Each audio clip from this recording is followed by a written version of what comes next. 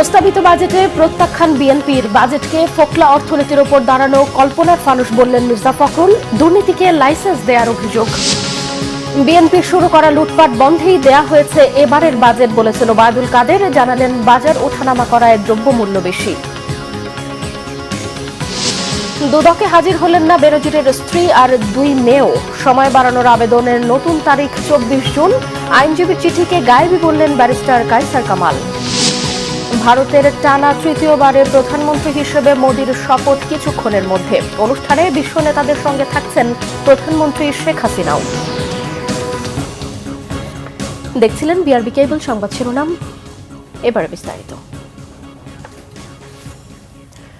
প্রস্তাবিত বাজেট প্রত্যাখ্যান করে বিএনপি মহাসচিব মির্জা ফখরুল ইসলাম আলমগীর বলেছেন, এটি ফোকলা অর্থনীতির ওপর দাঁড়ানো কল্পনার ফানুস। বাজেট কর নির্ভর, ঋণ নির্ভর আর লুট করার।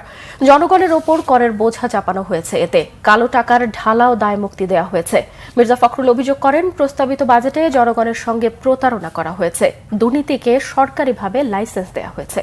বিস্তারিত জানাচ্ছেন জাহাঙ্গীর আকন্দ। জাতীয় সংসদে পেশ করা প্রস্তাবিত বাজেটের প্রতিক্রিয়া জানাতেই গুলশান কার্যালয়ে বিএনপির সংবাদ সম্মেলন। এতে দলের মহাসচিব মির্জা ফখরুল ইসলাম আলমগীর বলেন, ক্ষমতা আঁকড়ে থাকা অনির্বাচিত সরকারের বাজেট ঘোষণার নৈতিক অধিকার নেই। প্রস্তাবিত বাজেট সাধারণ মানুষকে শোষণের হাতিয়ারের বাজেট। দেশ আজ দেউলিয়াতের দ্বারপ্রান্তে উপনীত হয়েছে। এই বাজেট কল্পনার এক ফানুস। এই বাজেট ফোকলা অর্থনীতির উপর দাঁড়িয়ে আছে। এই বাজেট কর নির্ভর, এই বাজেট ঋণ নির্ভর, এই বাজেট লুটেরা বন্ধন। অসহনীয় মূল্যস্ফীতি চাপে সাধারণ জনগণের ত্রাহি অবস্থা। এর উপর বাজেটে করের বোঝা। এই বাজেট দেশি বিদেশি ঋণ ও সাধারণ জনগণের উপর চাপিয়ে দেওয়া করের নির্লজ্জ ফিরিস্তি ছাড়া আর কিছুই নয়। এই বাজেট গণমানুষের অর্থনৈতিক দুরবস্থার সঙ্গে এক নিষ্ঠুর তামাশা মাত্র। এই বাজেট আসলে শূন্যের উপর দাঁড়িয়ে আছে। 7,97,000 কোটির মধ্যে 2,56,000 কোটি ঘাটতি, অর্থাৎ বাজেটের 1/3 ঘাটতি, যা মেটানোর প্রস্তাব করা হয়েছে আভ্যন্তরীণ 1.5 লক্ষ কোটি ও বৈদেশিক 1 লক্ষ কোটি ঋণ নিয়ে। ঋণ দিয়ে ঋণ পরিশোধের ফন্দি। সরকার কঠিন শর্তের বিদেশি হার্ড লোনের দিকে আরও ঝুঁকে পড়বে, আটকে পড়বে আরও গভীর ঋণ ফাঁদে। এহেন অবস্থায় বছর শেষে অর্থনীতি মুখ থুবড়ে পড়তে বাধ্য। বিএনপির মহাসচিব বলেন, স্বাস্থ্য শিক্ষা খাতে বরাদ্দ কমিয়ে বিরোধী দলকে নির্যাতনের খাত, পুলিশ ও প্রশাসনে বেশি বরাদ্দ দেওয়া হয়েছে। বিপুল অঙ্কের ঋণ অর্থনীতিকে ঝুঁকিতে ফেলে দিয়েছে। এই বাজেট শুধু গণবিরোধী নয়, এই বাজেট বাংলাদেশ বিরোধী। পুরো বাজেটটি করা হয়েছে মেগা প্রকল্প, মেগা চুরির জন্য, দুর্নীতি করার জন্য। অর্থনীতির এই ত্রিসংকুল অবস্থায় উচিত ছিল অপ্রয়োজনীয় মেগা প্রকল্প সমূহ বা অর্থহীন অনুৎপাদক দৃশ্যমান অবকাঠামোগুলো বন্ধ রাখা। সেই অর্থে শিক্ষা, স্বাস্থ্য, কৃষি খাতের মতো গুরুত্বপূর্ণ জনকল্যাণমুখী খাতে ব্যবহার করা যেত। কিন্তু সেগুলো বন্ধ করলে তো দুর্নীতির পথ বন্ধ হয়ে যাবে।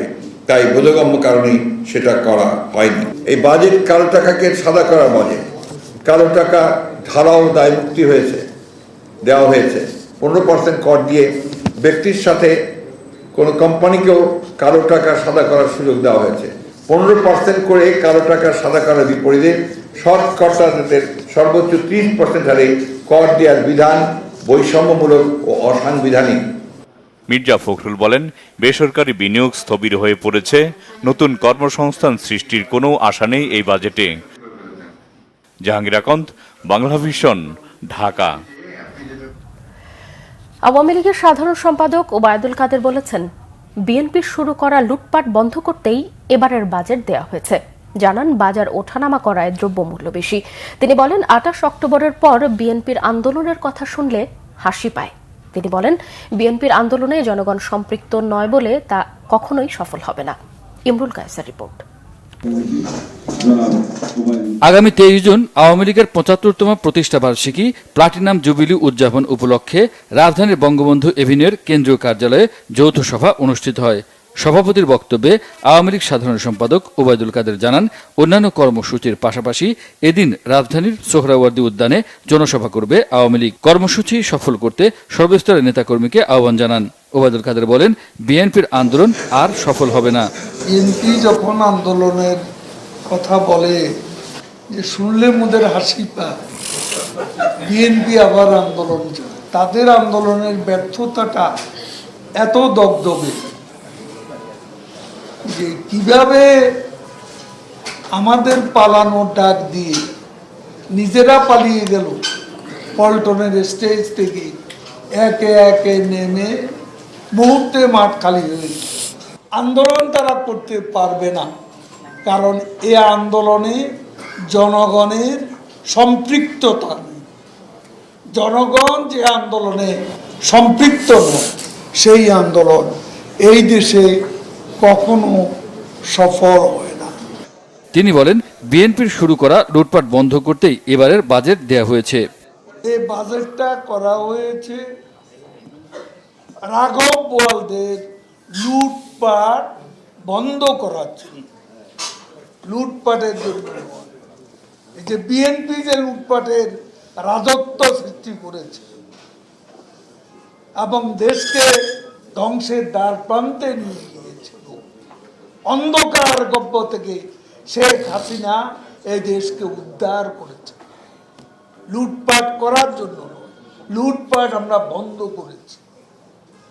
দু একটা বিচ্ছিন্ন ঘটনা ঘটছে, তাদের বিচার করার সৎসাহস বিএনপির ছিল না, শেখ হাসিনার আছে। প্লাটিনাম জুবিলি অনুষ্ঠানে বিএনপি সহ বিরোধীদের আমন্ত্রণ জানানো হবে বলে জানান ওবায়দুল কাদের। বা বিভিন্ন দল।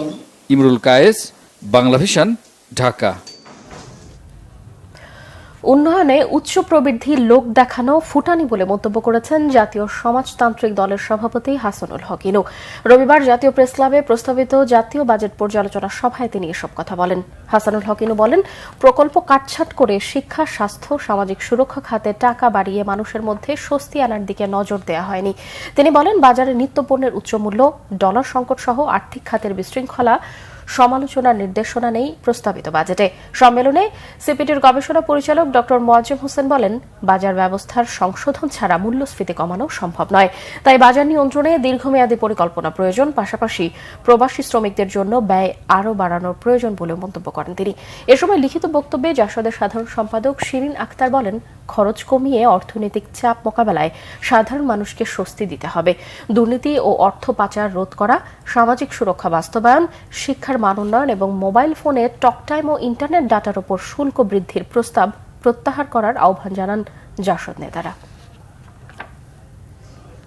সাবেক আইজিপি বেনজিরের পথেই তার স্ত্রী ও 2 মেয়ে, এই 3 জনকে 24 জুন দুদকে হাজির হতে বলা হয়েছে। এর আগে আইনজীবীর মাধ্যমে তাদের সময় বাড়ানোর আবেদনের কথা জানিয়েছেন সংস্থাটির আইনজীবী খুরশিদ আলম। তবে হাইকোর্টের আইনজীবী ব্যারিস্টার কায়সার কামালের দাবি, গায়েবী চিঠির ভিত্তিতে স্বপ্রণোদিত হয়ে সময় বাড়াচ্ছে দুদক। এদিকে বেনজিরের গুলশানের 4টি ফ্ল্যাট অবশেষে কবজায় নিয়েছে দুদক। বিস্তারিত ফরুক বাবুর রিপোর্টে। কোথায় অবস্থান পুলিশের সাবেক আইজি বেনজির আহমেদের, তার স্ত্রী ও 3 মেয়ের? এ নিয়ে কথা থাকলেও দুর্নীতির অভিযোগে প্রকাশ্যে না আসা 4 ব্যক্তিকে জিজ্ঞাসাবাদের সময় বাড়িয়েছে দুদক। ছোট মেয়ের বয়স 18 বছরের কম হওয়ায় তাকে জিজ্ঞাসাবাদের বাইরে রাখা হচ্ছে। জ্ঞাত আয় বহির্ভূত সম্পদ অর্জনের অভিযোগের বিষয়ে গত 28 মে বেনজির ও তার স্ত্রী সন্তানদের জিজ্ঞাসাবাদের জন্য নোটিশ দেয় দুদক। নোটিশে বেনজিরকে 6 জন এবং তার স্ত্রী ও সন্তানদের 9 জন হাজির হয়ে বক্তব্য দিতে বলা হয়। কিন্তু গত 5 জন দুদকে বেনজিরের পক্ষে তার আইনজীবী 15 দিনের সময় চেয়ে আবেদন করলে আগামী 23 জুন হাজির হওয়ার নতুন তারিখ দেয়া হয়। তবে তার স্ত্রী ও 2 মেয়ের জিজ্ঞাসাবাদের সময় বাড়িয়ে 24 জুন করা হয়।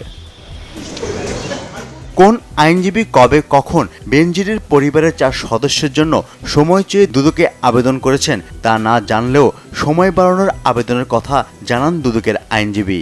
অবশ্যই দুদকে চিঠি দিয়েছে, 4টে চিঠি পড়েছে। একটা চিঠি হলো বেনজির আহমেদের পক্ষে, যেটা অলরেডি সময় দিয়েছে। বাকি 3টা চিঠি তোনার পরিবারের 3 জনের মানে 3 মেয়ে এবং তার ওয়াইফের পক্ষে। এদিকে হাইকোর্টের আইনজীবী ব্যারিস্টার কায়সার কামালের দাবি, বেনজির ও তার পরিবারের পক্ষে কোনো আবেদন যায়নি দুদকে। কোন গ্রাউন্ডে সময় নিয়েছে সেটার কোনো উল্লেখ নাই, কে সময় নিয়েছে উল্লেখ নেই। আমরা শুনলাম যে দুদকের পক্ষ থেকে বলা হয়েছে আইনজীবী সময় নিয়েছি, আইনজীবী একজন সময় নিয়েছে। আদৌ কি তা হয়েছে? আপনারা মিডিয়াতে কি দেখেছেন? দেশের মানুষ কি দেখেছেন কোন আইনজীবী কোন গ্রাউন্ডে সময় নিয়েছে? আমরা মনে করি প্রত্যেকটা জিনিসে এটা জাতির সাথে ভাওতাবাজি করছে।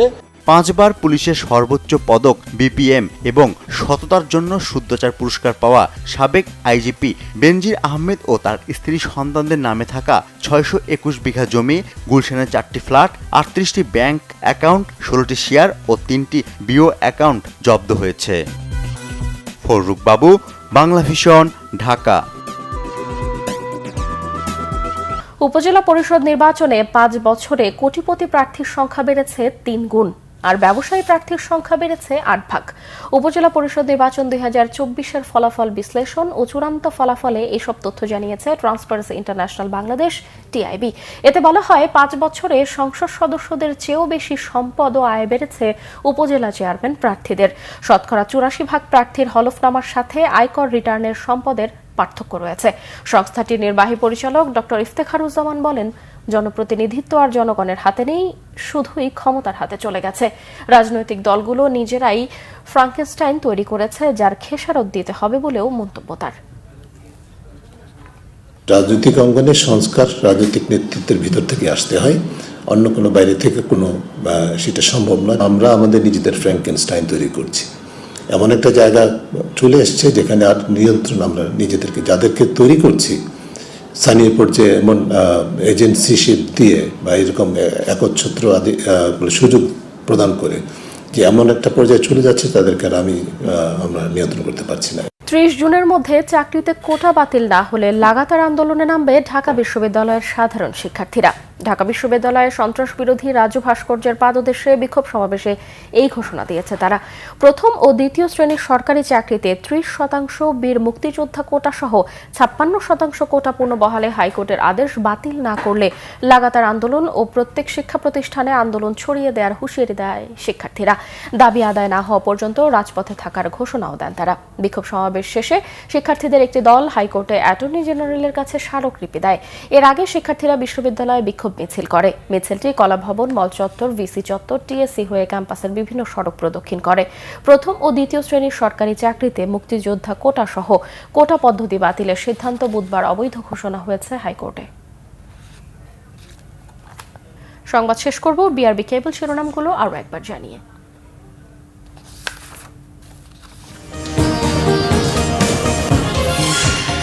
প্রস্তাবিত বাজেট প্রত্যাখ্যান বিএনপির। বাজেটকে ফোকলা অর্থনীতির উপর দাঁড়ানো কল্পনার ফানুস বললেন মির্জা ফখরুল।